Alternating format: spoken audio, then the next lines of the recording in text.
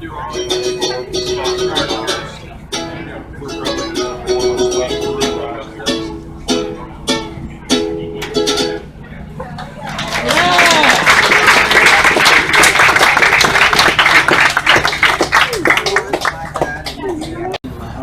here in my state that they adopt us, me and my sibling, 4 people, with me 5, and I work farm in Ethiopia when I was 7 years old. So I have experience working a farm. I see Matthew 25 program. I apply for it. I work it but work is very different. So when I work in farm in Ethiopia, and here when I see it's very different. In Ethiopia it's like very hard, it's different. But I work this for like 1 month, and I work and I say, well, I just playing, I'm not working.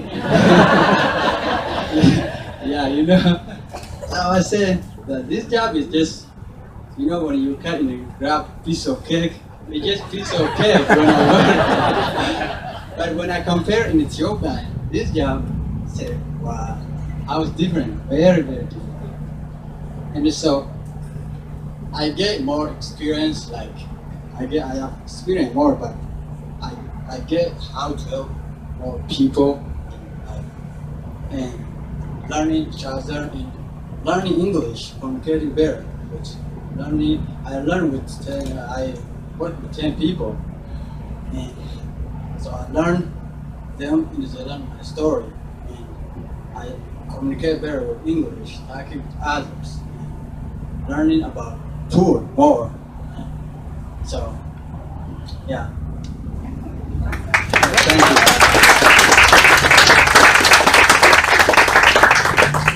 A lot of people learned For everyone coming out and being part of this tonight, thanks to Haji for sharing a little bit of his story. I just want to talk about Cultivate Hope and kind of this program, where it's been and where it's going. So back in the very back corner, right next to Brad and Jade Hart, there's a little planter on the ground. And so when you leave, I hope that you'll check that planter out. So that planter has been around since 2009. In 2009, after the flood had happened, Courtney and I were looking around, driving around the neighborhoods, walking around the neighborhoods, and we said, in the middle of winter, turning into spring, this is really ugly. This is really depressing. And so we said, what can we do to try and brighten up neighborhoods a little bit? So we got these flower pots, and we connected with Sunday school groups and Boy Scout groups and other groups of kids all over town and said, will you paint these flower pots with messages of hope, so that we can put them out on the corners of streets and flooded neighborhoods?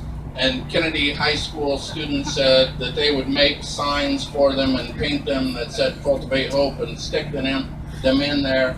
And out of that, this program, Cultivate Hope, was born. We had no idea what it would become or where it would go. About a year later then, we were starting to look around the neighborhoods and see vacant lots and abandoned houses and saying, how could these places that are going to be just sitting there idle, that can't be rebuilt upon, how can we use those for good for the community? And so we went to the city and said, we'd like to create this urban farm. And honestly, the city, several of the city people said, what are you talking about? Like, we don't want anhydrous ammonia trucks going down streets of Cedar Rapids. We don't want combines. And we said, no, it's a whole different kind of farming. And after explaining and all of that, they said, hey, that's kind of a cool idea. And so in 2012, the city said, we'll give this land to you for 3 years for $1 lease per year if you can try to prove that you're going to actually be able to accomplish something. 3 years later, 2015, they sold us the land for $1. And so we've been kind of operating this urban farm, 2 acres of farmland, for about 5 years now consistently. And it's been amazing to watch what this place has become. So think about this. From that pot, we've had thousands of kids that have come out onto the farm, thousands of volunteers. Transamerica won a national award that they received out in Washington, D.C. from the Chamber of Commerce as like Community Investment of the Year. Their CEO brought their top 80 people from around the country to do a leadership team building program right here, including probably right outside that tent wall, their CEO tried to build a swing set, and it was interesting to watch that and see who was taking orders and giving orders and all of that. Beyond that, we've had kids. I remember over here, not very far, kids from Roosevelt that came down, and they were standing next to these raspberry bushes, and I've never seen before that point people look kind of afraid of raspberries. I said to a kid, "You should try those," and he was like, "There's thorns on them. I don't want to try those." And pretty soon they were gobbling them down by the handful. We've had other groups that have come and volunteered. Xavier High School comes out, Jefferson High School comes out, lots of corporations come out.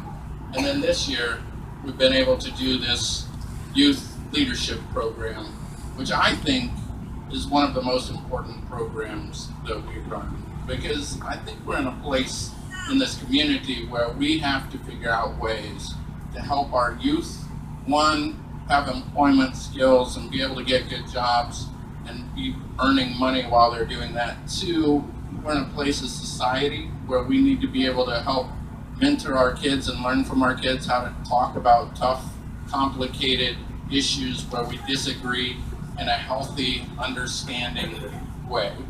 And this program is doing that. Finally, I just want to say that, it's cold enough in here, I'm not going to take this off, but underneath this shirt is another shirt that says planting seeds of possibility, this scripture verse from the book of Matthew. And our focus organizationally has always been to reach out to all people, to believe in their work, and to plant seeds of hope and possibility and say, whatever barrier we need to break through to help you, we're going to do that. And I think this tent is a testimony to that. It's probably one of the stupider ideas I've had, honestly, to say to Eden, hey, let's just put up a tent in the middle of November and have a party.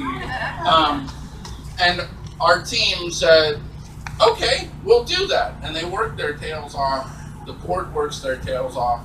All of you contribute and give generously to help us push things forward. And so my thanks to you, and my urging that I hope as we push towards the end of the year, we have this $100,000 fundraising goal we're trying to meet. We hope that you'll continue to give and to plant seeds of possibility and to help us to help others, because the only way we do this is with you as an engine driving it forward. So thank you again for being amazing people and coming out on a cold November night to celebrate. We appreciate it.